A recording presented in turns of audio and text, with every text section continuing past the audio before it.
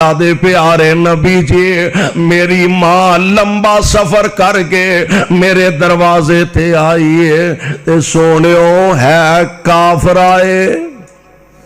ہے مشرکہ اللہ دے نبی جی اجازت دیو تے میں اپنی ماں واسطے دروازہ کھولا تے جے اجازت نہ دیو تے میں اپنی ماں نو دروازے تو ہی واپس لوٹا دیواں یار ایمان تے ایدا نام ہے آج اسی سمجھنے اور ٹھیک ہے جناب دین اسلام اپنی جگہ ہن برادری چھڑ دئیے بہنا برا چھڑ دئیے رشتہ دار چھڑ دئیے عزیز و اقارب تے خاندان چھڑ دئیے اوے اصل تے نبی دے غلامہ تے منن والے آنے اپنے عمل تو ثابت کر کے دکھایا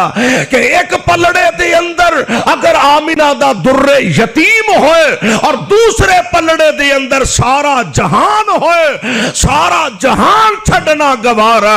نہ رب دا قرآن چھڑنا گوارا نہ آمینہ دا لال چھڑنا گوارا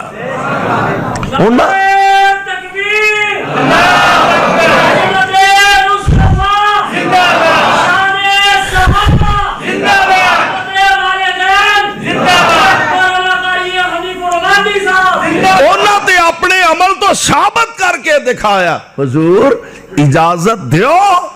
تے میں اپنی ماں واسطے دروازہ کھولا دی کو بند کر دی یار میں ایک بار کیا میں ضرورت نہیں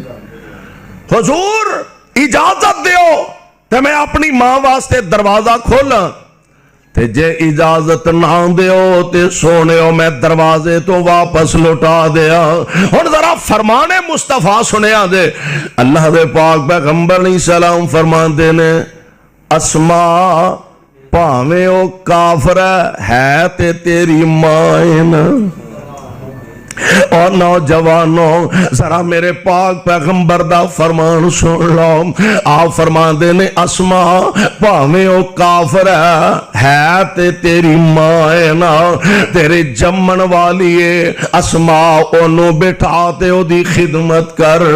یعنی ماں باپ مشرک بھی ہوئے کافر بھی ہوئے جب تک اللہ دی نافرمانی دا حکم نہ دے دنیاوی لحاظ نال ماپیاں دی گستاخی کرن دی اجازت نہیں ہاں ایک موقع ایسا بھی آیا میرے پاک پیغمبر علیہ السلام دیکھ صحابی میں حضرت سعد رضی اللہ تعالی عنہ